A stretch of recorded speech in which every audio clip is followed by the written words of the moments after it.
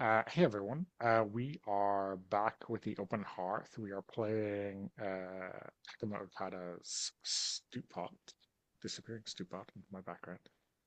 My name is Donna, my pronouns are he, him. I am also playing Maeve, who uses she, her pronouns, who is, who previously was a ranger and is now a hunter. It's a job change of minuscule proportions so far.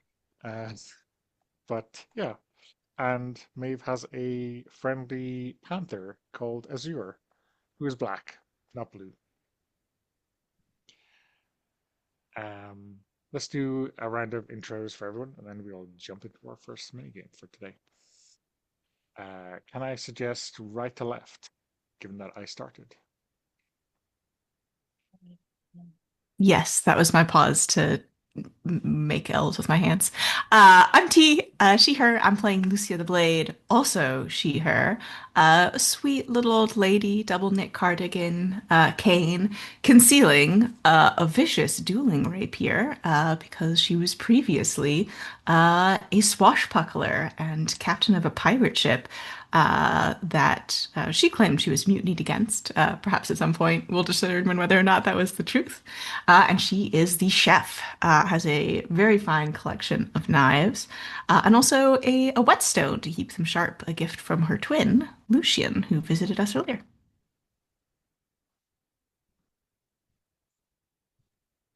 I'm Sabine. I use any pronouns. I'm playing Melkor the Grey, who's a bard, or used to be a bard, who's very good at playing his instrument and singing and making illusions to help with storytelling and singing epic ballads and stuff like that. But for whatever reason, he grew tired of that, and now he is, what's the word? Crafter. He likes to repair stuff. Currently, he's maybe on repairing some of the tapestries that hang around our tavern. He has some colorful yarn, which also a gift from Lucian.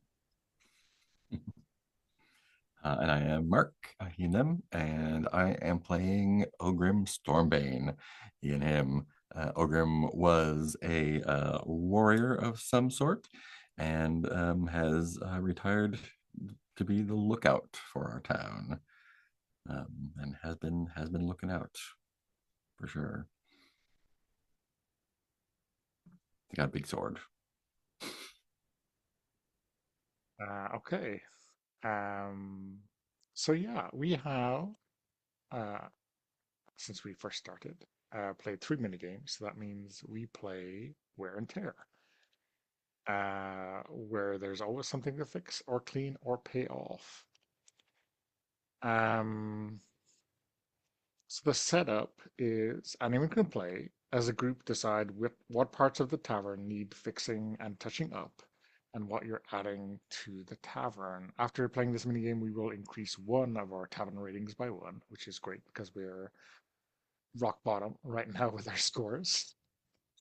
Um, so yeah, there is if you have the PDF, we are on page 58.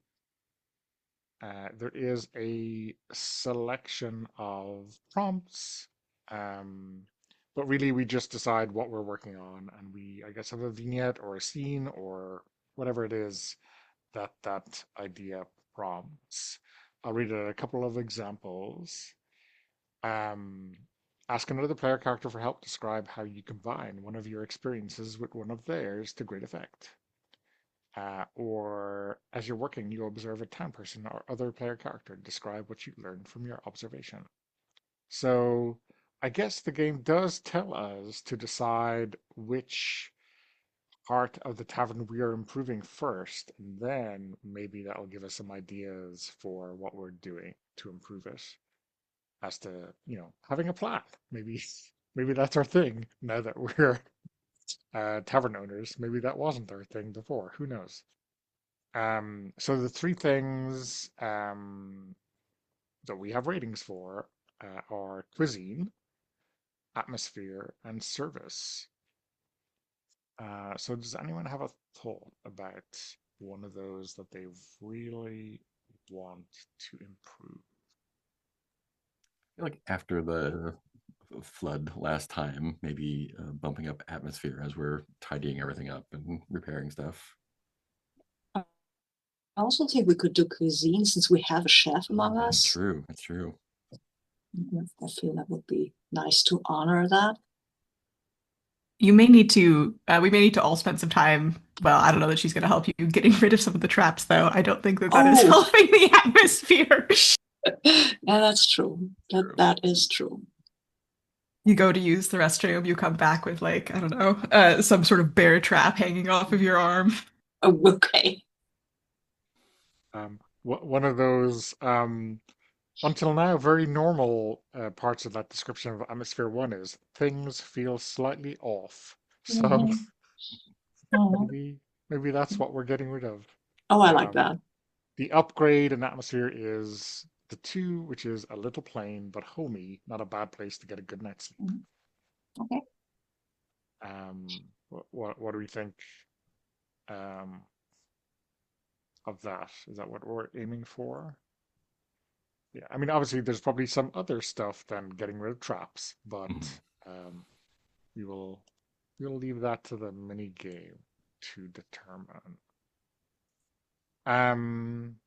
So does anyone have any ideas out of the traps on what um their vignette or what their scene is that they wanna have?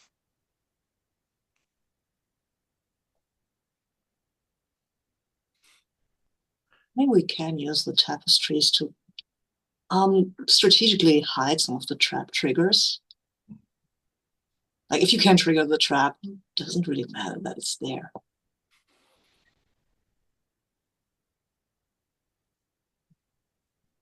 And doing that diplomatically, right? Without stepping all over Lucia's creativity and inventiveness. Yeah, I think I like the prompt of as you're working, you observe a town person or other player character, describe what you learn. I think kind of to that effect, seeing, because I'm sure it's a large-ish place. I'm sure there are places that people usually go and places that people tend not to go, and maybe just watching where folks go that are dangerous and concentrating on clearing out those areas and leaving some that Lucia left in places that are less likely to be engaged. People just to let her have some fun. Do we think that we're doing this with Lucia's grudging acceptance, or we're trying to do it behind her back, or I wouldn't say we're behind trying her to let her think that we haven't noticed these really well hidden ones? Uh, I mean, if you were trying to do it behind her back, she's I think one of the prompts is you're coming up with a perfect food or drink to give everyone some energy. So maybe she's in her element in the kitchen, uh, and not observing the rest of the environment. We could also maybe try and scrounge around town for furniture. Mm. Yeah, I wonder if um maybe there was a lot of wreckage. Maybe some of it came from upstream, if this was a big flood. And I think there is something like, like a jumble sale or just come and pick out whatever you need. And I think when everyone has taken the nice furniture, Maeve will go along and pick up everything else that has at least 3 legs to stand on. Maybe I pick up a stray dog as well. Oh, if you wouldn't mind, Melkor would probably come with because as a crafter, I also think this might be a good opportunity for there was an accident prompt. Because if we are disarming traps, it stands to reason that one of them could go off because I think Maeve could be really good at trap setting. That might spark actually the discussion that we might not need all these traps. What do we think?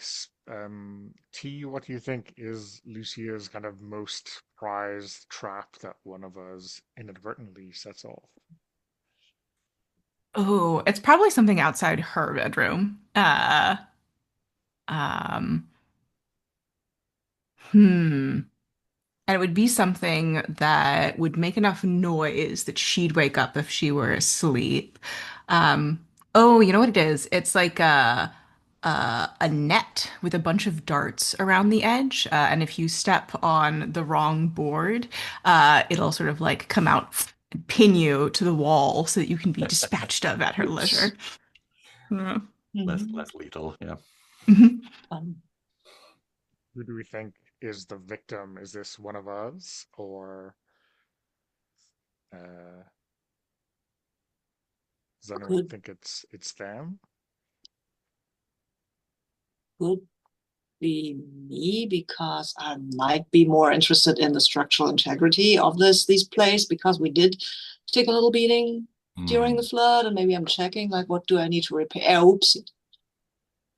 Mhm. Maybe there's like something that looks like a loose panel, Mm-hmm. and you Yes. like Mhm. push it back in, and that's the Yes. trigger for the. Yeah. That makes perfect sense. I used to be a bard, not a lookout. So Uh, Yeah. and like 2 seconds later, Lucia flings open her door, nightcap on, pinstriped, shapeless night dress, blade bared, and then pauses with it raised overhead and says, "Malcor, what are you doing?" getting pinned to the wall by these darts, bleeding a little. Ow. Mm. And she sort of looks abashed and comes forward and helps you get out of it and says, all right, fine. Maybe you all do have a point about the traps. Maybe there are a few too many."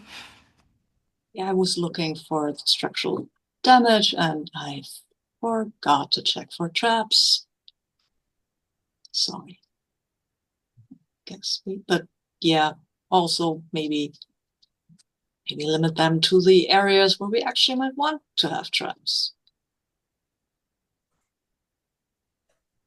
You're probably right. And she sort of grumbles and uh, she can probably do some first aid. She'll take you to the kitchen and clean out the cuts and stitch them up.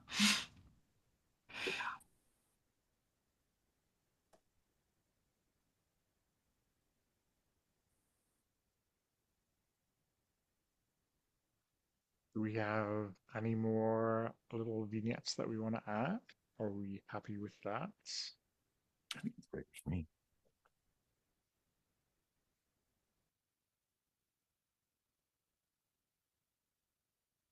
Okay, well let's bump up our atmosphere to 2. Um, I guess without those traps, maybe some people might be taking us up on those spare bedrooms on the second deck.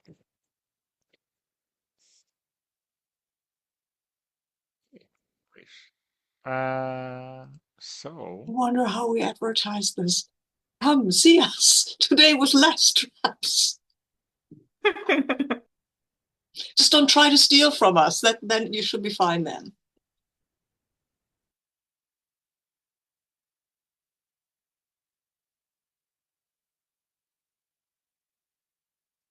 oh yeah, I mean I don't know.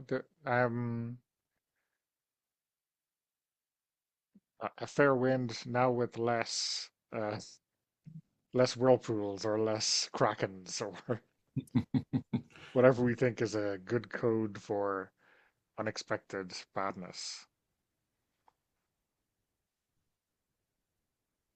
Finally, a safe harbor. Ooh, there we go. Yeah. That's the one.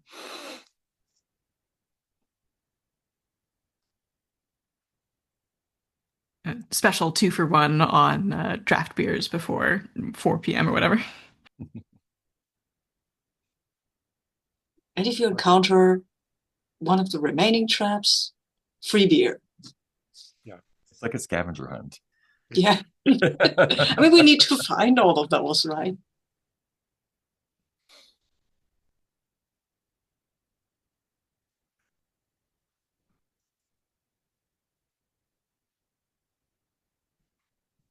Okay. So we can move on to another game. Does anyone have an idea before I go ahead, or do people want to have a quick look? Mm. I've had a look at Shield. Sorry. I'll say something and then somebody else can. Okay? Because sorry. I've had a look at Shields and Skillets or Fleeting Moment. Seem Mm. both interesting because they're both looking at the past a little, or our past specifically. Those are the two I had picked as my break in case of emergency because I know last time we had a desire to look a little Mhm. bit into our adventuring past. I like shields Uh, and skillets. yeah. Me too. Okay. Cool. So let me find the page. Oh, page 62. Shields and skillets. Enchantments are volatile things, especially when they sit unused for years. A long time ago, many retired adventurers died in tragic accidents caused by their old enchanted equipment. Homes were leveled, sometimes even whole towns. Many believed these disasters were caused by the curses an adventurer accumulated over their career. Certain enchanters eventually realized the root of the problem, but they couldn't separate the magical and physical on their own. It takes a high level of skill in both disciplines to disentangle the work that created such an item. This is why enchanters and blacksmiths often travel in pairs. One such pair has arrived now. Uh, so the setup, everyone plays, take turns describing items and telling stories about them. First, the owner of an enchanted item describes it, then any other character in the group can tell a story of how that item was used in the past. Tell at least one story for each item. There's a quick list of the kind of things that we could tell stories along the lines of the time you saved my life, a desperate defense, the usual high octane adventuring stuff. Um, and then we'll get to letting go at the end. So, Sabine, do you have an idea first? Yes. I mean, obviously. Uh, yeah, I think the item that Melkor has and hasn't used in a while is a harp. It's a very beautiful harp, very pretty, pretty large, like 3 or 4 foot high.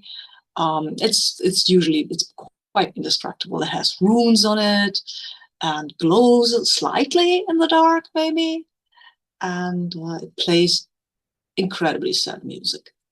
You probably all heard that, and that might be the root of some of Melkor's moodiness, let's say.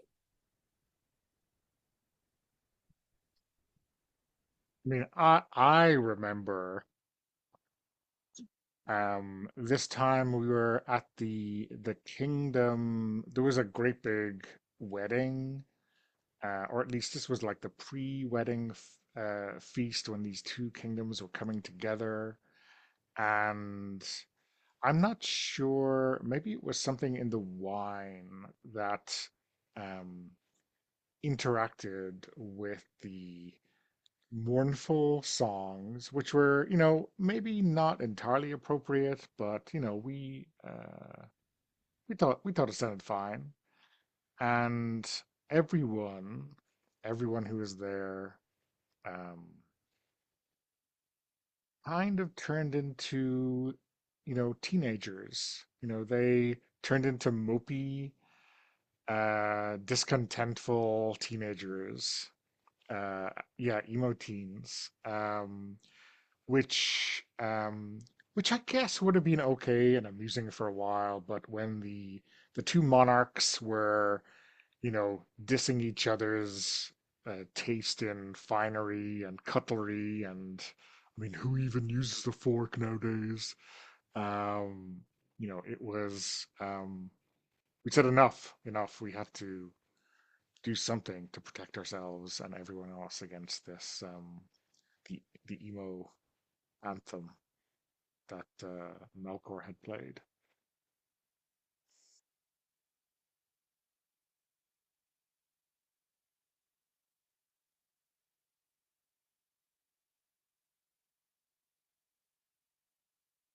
So I think if it makes most sense to me that like we do a bunch of stories between 1 and 4 or 1 and 3 maybe stories for this item and then move on to the next one. So I'm not sure Hmm. if Mark or T have any ideas. Well, I remember trying to get the dang thing onto my ship. Took us 14 sailors, 3 rigs. Melkor was hovering the whole time. But, oh, it's so delicate. Oh, it'll go out of tune. Oh, it can't possibly get wet. And she is grimacing, but a little bit fondly. And she gives you a pat on the back. Um, Maybe you'll get something back that sounds a little more lively. Good for Jinx. Yeah, it also turns out it wasn't even that destructible. Sorry for making this.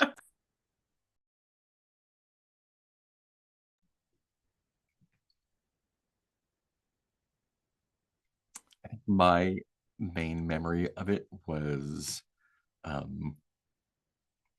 you brought it along when we were out traveling to or from somewhere, and I was supposed to be keeping watch in the evening, but you had spent after dinner playing your slow, sad songs, and actually nodded off. And whatever we had brought back was stolen in the night because I had shirked my duty.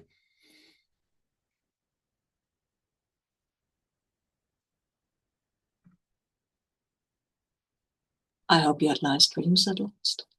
Oh yes.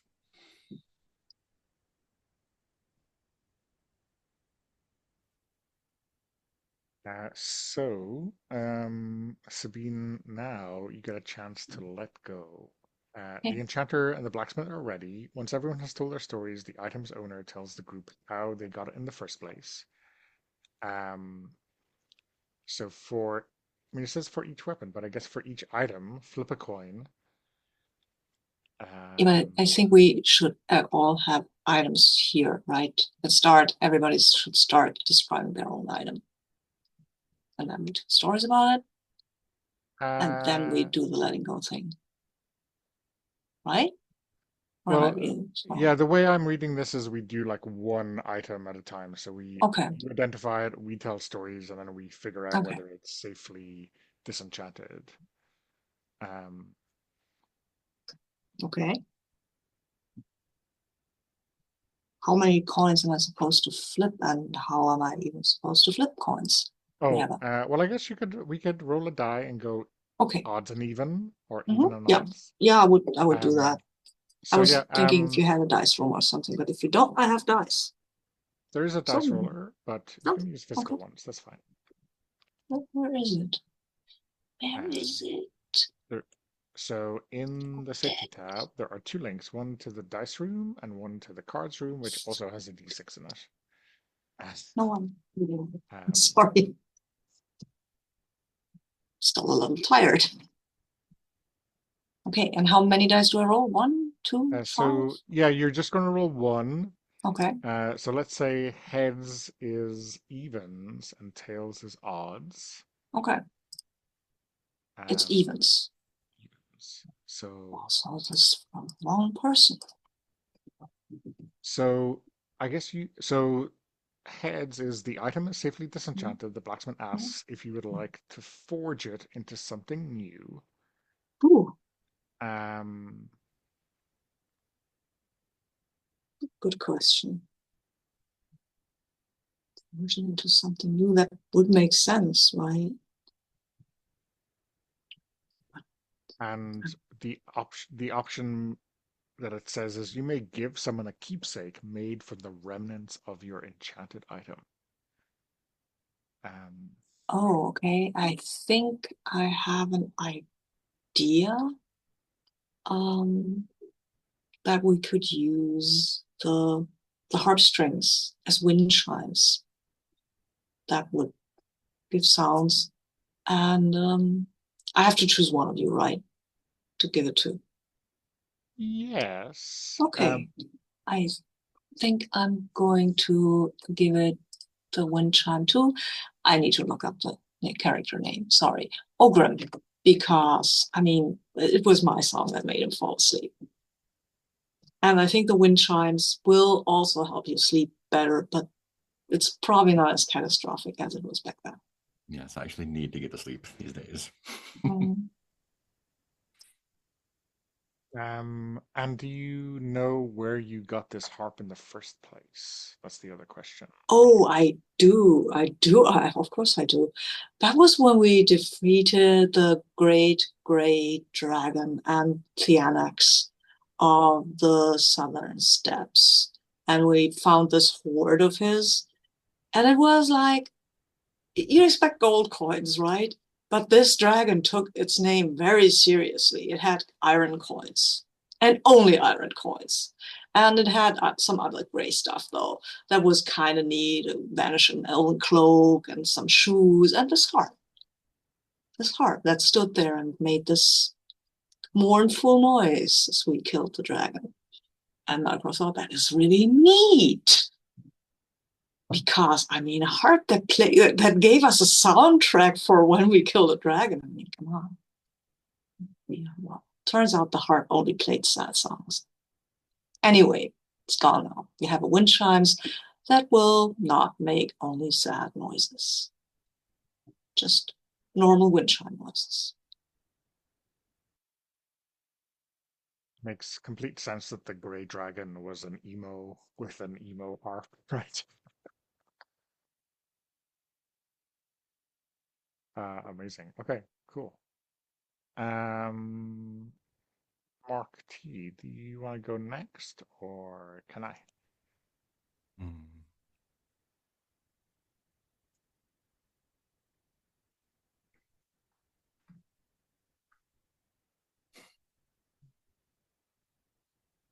I think I think my item is my coat, actually.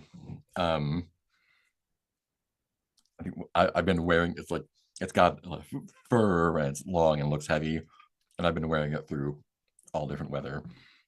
It looks like I'm dressed too warmly, um, but in actuality, it basically keeps me at a comfortable temperature, no matter what the weather is like, or if it's too hot or too wet or it's raining or it just lets me travel in comfort, regardless of the weather, and regardless of like what armor I'm wearing. I think that's part of the attraction as a warrior. It's very comfortable to move around, even if it's something bulky.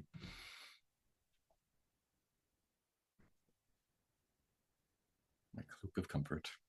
I have an idea for a story about it. Yeah. And I think it's remember when we were traveling with that goblin henchman and he sort of set the camp on fire and all of our stuff was still in it. We got out, but everything was in it. And then you realize, I can probably stay comfortable even in very hot temperatures with this cloak. You went in and you got at least most of our stuff out. So yeah, that was good. We scolded the goblin severely. Folded.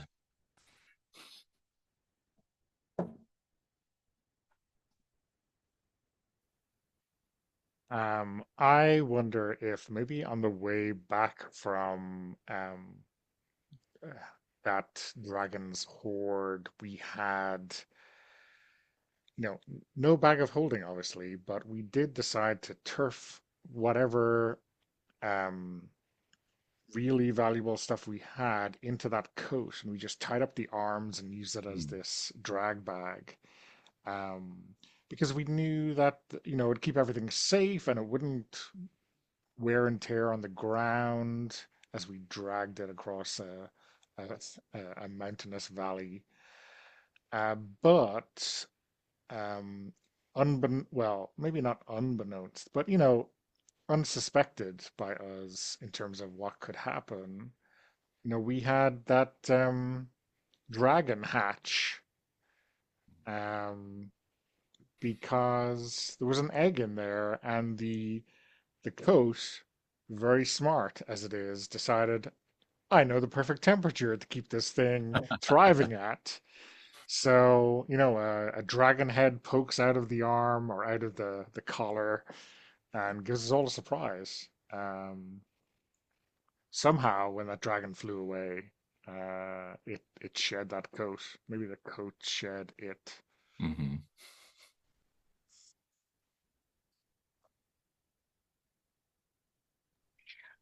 Sometimes I think about whether or not it's still out there. I think we're its mommy. Oh, I remember. Oh, do you remember that duel you fought against that Efreet? Oh, Hmm. Durath the Flame, on the Obsidian Peaks. Oh, that was the finest bit of swordsmanship I've ever seen in my life, Ogrim, and I've seen a lot. I still think about it sometimes.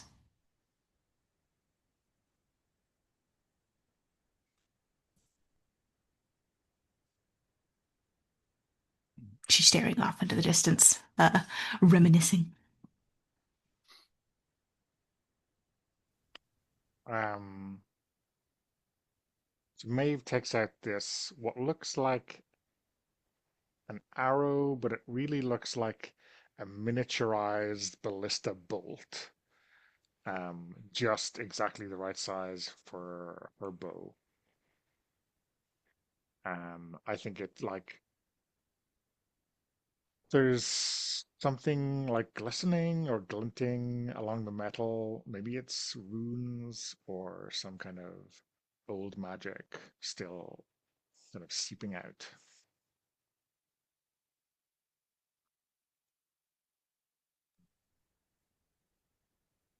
Oh, I should probably do my coin flip. Oh, yeah, yeah, sorry. Um, I skipped you. So, yeah, tell us how you got your coat in the first place, and then you get to flip a coin. Yeah, see how that I goes. think I got it early. I think it was handed down to me um, by my mother, I guess, who kind of like brought me up in the swordsing ways. And when she decided to retire herself, um, handed it to her first son, and uh, yeah, roll, roll a d2. And I know it's not part of the game, but has it been malfunctioning recently? Like, are you starting to be uncomfortable in it?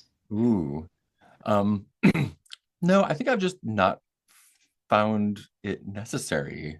Really, it's actually pretty pleasant here. Um, and like they say, I think just um, having something like this around, uh, you know, it might attract trouble. Hmm.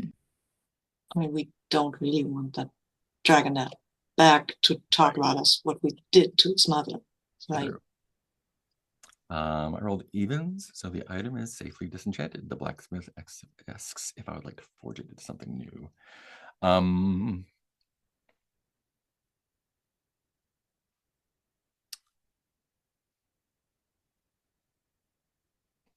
maybe maybe it is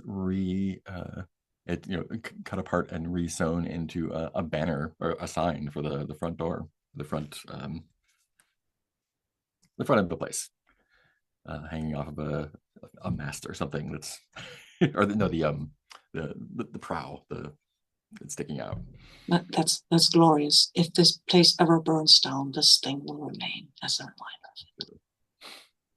reminder. Do you think, obviously, it's kind of like the wind chimes a little bit kind of attached to the tavern itself, but I think are you like giving it to someone as their keepsake in terms of mechanics I or think the fur collars needed to be taken off, so the rest could be used for the sign. And I think that was made into like a little muffler for think I think Lucia, keep your hands warm. Yeah, I think she is. As she's getting older, she's complaining about being cold constantly. So she snuggles into it with a grateful nod. Yeah, it's no longer enchanted, but it is quite toasty. okay, cool. Um, yeah, so I've already kind of described my magical artifact, this arrow-sized ballista bolt.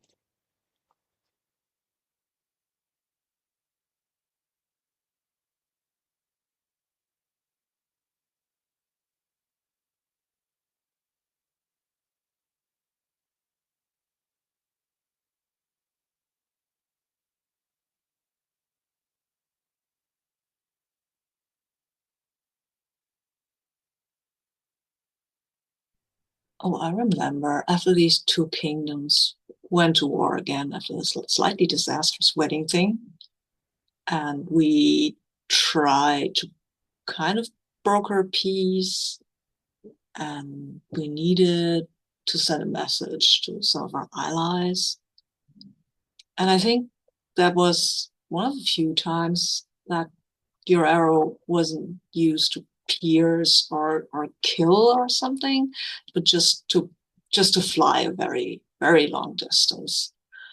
And I know that the cobbler whose hut it hit was not too happy with the whole thing, but we managed to create at least some modicum of peace.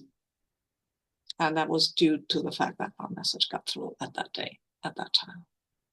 And we recompensed the cobbler, I think, probably. There was a lot of iron shod shoes in that neighborhood, right?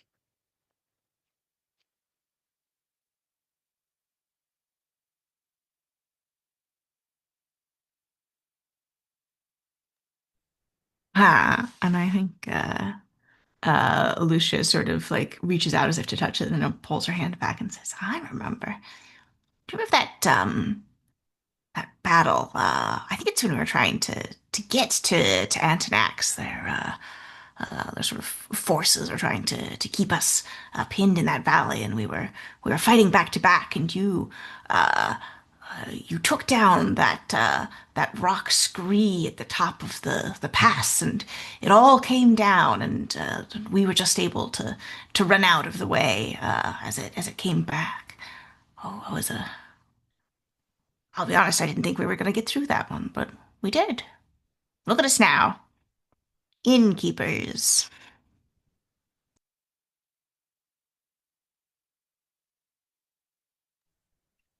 I think for me, it's less something that I remember and something that I've been told by Maeve over and over again.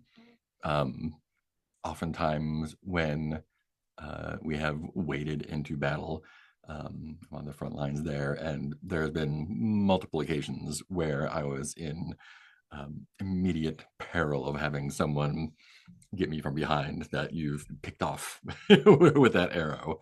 And I don't find out until after the fact when you're like, that troll would have taken your head off if I hadn't put that through his eye. Like, oh, well, good. I'll keep an eye out next time. Great.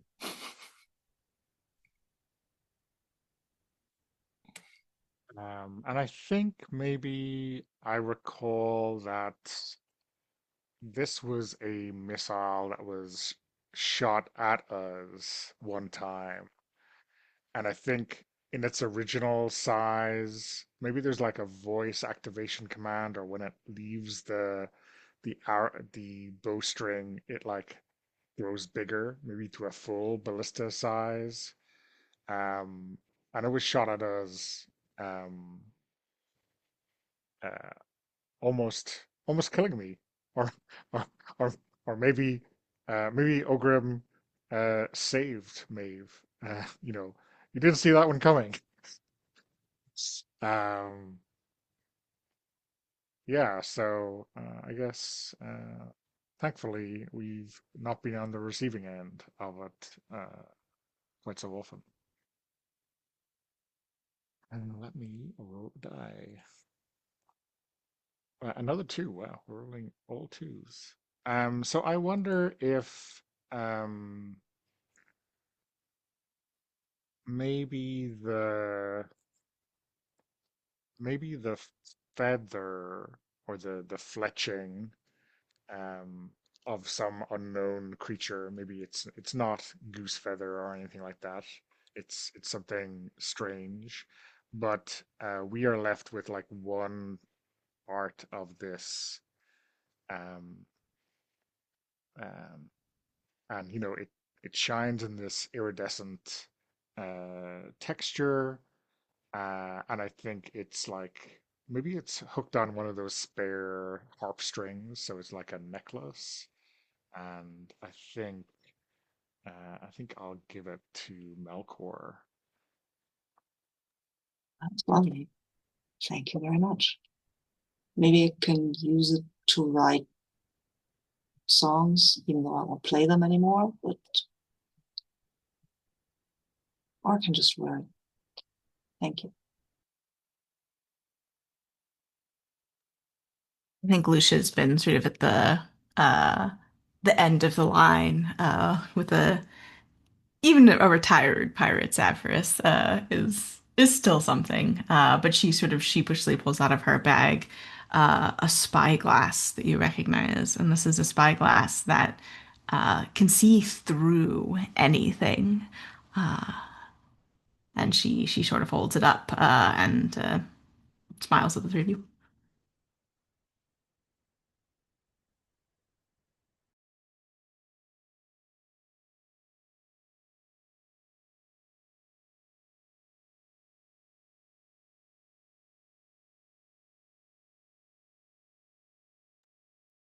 Oh, I remember this thing when we were at Baron Ogrof's castle and we were just fooling around. And then you used it to look through the wall to see, what was going on because he didn't seem to go to bed with his lady wife. And then you saw through the wall and saw what he did with that chambermaid. And then we knew where these disappeared people had come from. So that was well used.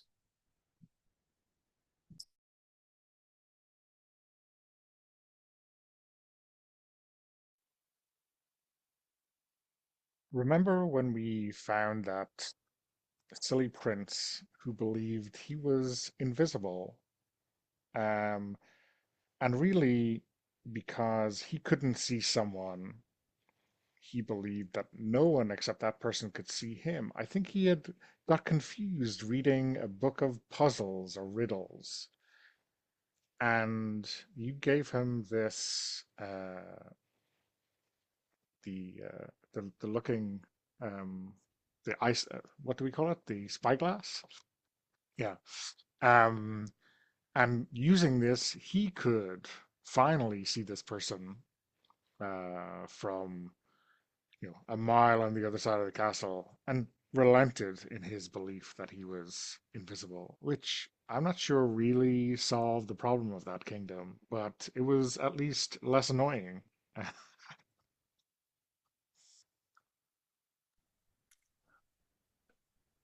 I think this is a silent recollection when Ogrim at one point um, looked through the glass and just kind of trying to see what he could see, wound up looking straight down, uh, and that he sat quietly for a few days after that.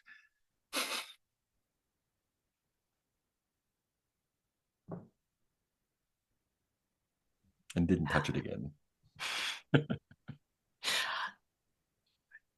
Not a sword, but still double-edged. And that is a 1. Uh, Tails, disaster is narrowly averted. There's very little of the item left to salvage. How do you say goodbye? Um, yeah, so I think the blacksmith or the disenchanter, disappear for a bit and they come back and they have just like I think it was probably wood and brass and glass, and they have, one of the bass rings and a couple of shards. And Lucia sort of droops a little bit, and then says, well, probably just as well. I mean, I remember we found this on that shipwreck right off the shores of the southern steppes. Uh, we don't really know who had it before us, and I suppose we know for sure no one will have it after us, so that's almost as good as still having it. And she'll give like a little sort of brave smile, and yeah, I think we're done with the disenchanter. So I don't know how you read this, Mark, given you played this before. It says you may give someone a keepsake made from the remnants of your enchanted item. This is like Mhm. whether it's just very little to salvage or whether it's forged into I something think either new. way. Yeah. Yeah, yeah. Okay, yeah. I think she'll pick out like one of the dented brass rings and toss it to Maeve and say, um, here, I don't think you need any help seeing clearly, but I don't know. Maybe it'll help you with hindsight at some point. Yeah. In some places that'd be taken as a proposal.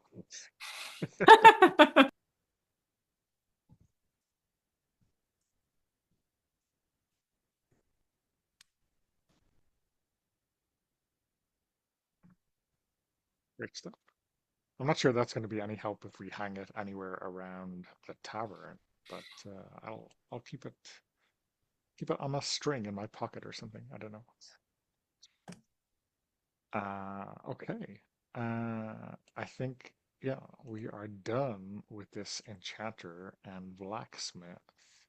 Yeah. And I'm looking at the time. I don't think we have time for anything else except maybe stars and wishes. Yeah. So I will stop the recording and we'll switch to that.